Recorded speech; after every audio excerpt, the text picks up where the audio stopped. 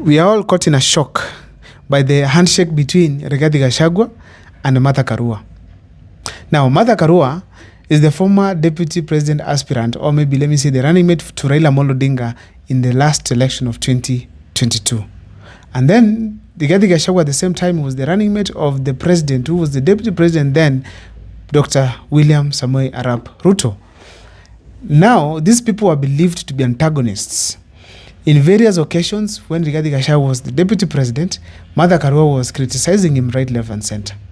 And in other regions, we've also had people criticizing Martha Karua on one way or the other. So these two leaders have been clashing in one way or the other. But now they came together and they decided to form a joint team that is going to face President William Ruto come 2027. What does this mean to the Kenyan politics, or maybe to the current politics that we are experiencing right now? Before I take you through, if this is the first time you're watching our videos, please make sure that you subscribe, like, and comment, because that is the best support you can always give this channel. Now, let me take you through. Now, people have been accusing Rigathi Gachagua being a person of the Mulima peke yake. He never goes outside the mountain. That's the first thing. So, therefore, he has been branded that he's someone who cannot reach out to the rest of the country. But according to me, I feel strongly that Rigathi Gachagua is very tactical. You cannot go outside without solidifying your base. And he has solidified his base. For him to get out, he has gotten now Martha Karua, who will be able to be the link between the mountain, Gachagua, and the rest of the nation, which is quite smart. So it is significant. The meeting between Rigathi Gachagua and Martha Karua, it is significant on its own way, because it is now the beginning of the new era of joining the mountain to the rest of the nation. So, as we speak today, William Ruto has been, and his men in Western Kenya have been driving the narrative that Kikuyus are feeling that they're entitled to the leadership of this country. Kikuyus are the ones who only want to remain in leadership. Such kind of so many things that they have been saying from the Western region. And to make matters worse, the people of the mountain have been listening and watching what has been happening.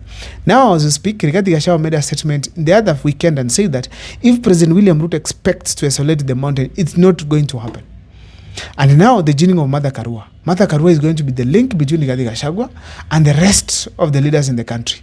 And now Rigathi Gachagua and the people of the mountain are going to walk to other parts of this country freely.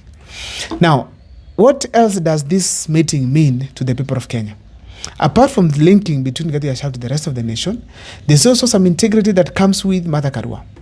As we speak today in this country, Martha Karua is the only minister or cabinet secretary who has resigned from office, basically because of feeling that this regime is not working well. When she was a justice, I think, minister, and under Kibaki, when she felt that things were not okay, she went ahead to resign and walk away and go home. Up to now, she has never gotten back to any seat. But the fact means that she resigned. Basically, the reason being that she felt there was just injustices were being orchestrated within the cabinet, within the government. Now, Martha Karua represents the Iron Lady. She's the Iron Lady. She's dubbed as the Iron Lady in this country. Everyone feels like she's that person with integrity. And that's why actually Raila Amolo Odinga spotted her and said this is the right person to take this country to another level. So therefore, having Martha Karua on board, it's another additional strength to Rigathi Gachagua and the people of the mountain, because I feel strongly that Martha Karua is supplementing the local strength of Gachagua to maybe the international and the national level of the Kenyan politics. So therefore, that's a tick to the meeting that we saw yesterday in Kirinyaga. Another thing I want to say is this. As we speak today, it is very clear that leaders are aligning themselves. And the friends you have in politics matter a lot. We all know that Rigathi Gachagua has been in politics for 5 years, and now plus the 2 years that William Ruto gave him the deputy presidency. As we speak today, we know that Rigathi Gachagua vied for the Madera seat back in 2017, and that's how he became the member of parliament of Madera. After that, because of his political geniusness, let me call it that way, and also his smartness, let me call it again that way, he was able to train the rest of the cabinet secretaries, MPs, or politicians around William Ruto to be nominated as the deputy president or running mate for President William Ruto in 2022. And indeed, as we all know, he delivered the mountain to President William Ruto. That was very clear. So therefore, as we all know, that Rigathi Gachagua has no much experience in politics, that was able to connect him with so many friends in the political arena. So as a result, you realize that he has very few friends. That's why during the impeachment, we had Rigathi Gachagua having a problem with what we call getting the MPs who can support him. In the National Assembly, almost all of them voted against him. If you go to the Senate, he was able to get 11 of them. I'm not so sure whether they all voted against him, but also who looked to be supporting him. So the fact remains that Rigathi Gachagua did not have so many friends, just like many other politicians in this country. Now, when Martha Karua comes on board, Martha Karua, she has been in politics for quite some time. She has vied for presidency. She has vied for various seats. She has gone for Kirinyaga gubernatorial seat. She has been in the political activism for quite some time. She has some old friends who were there before. So when Martha Karua comes on board, she brings along many other friends, Justice Mutunga, Willie Mutunga, and many other people in this country who can be able to engage in a constructive conversation with the rest of the leaders in this country so that they can be able to make some formidable team that's going to face President William Ruto come 2027.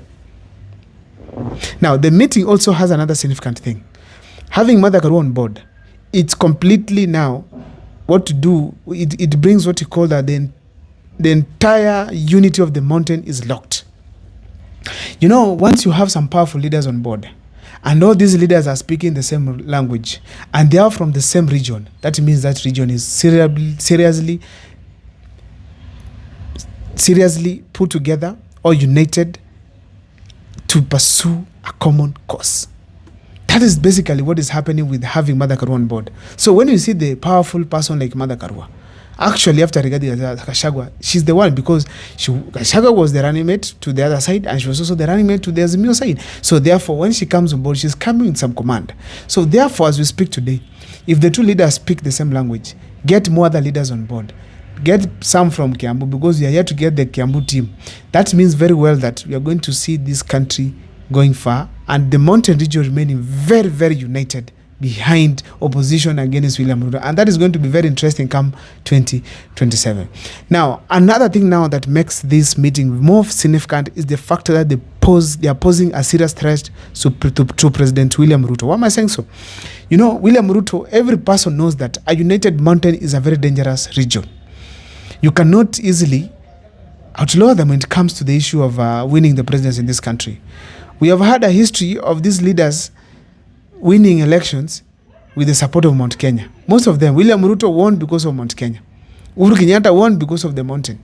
Kibaki won because of the mountain. Raila failed because of the mountain. Raila failed again and again and again because lacking the mountain politics, the mountain votes.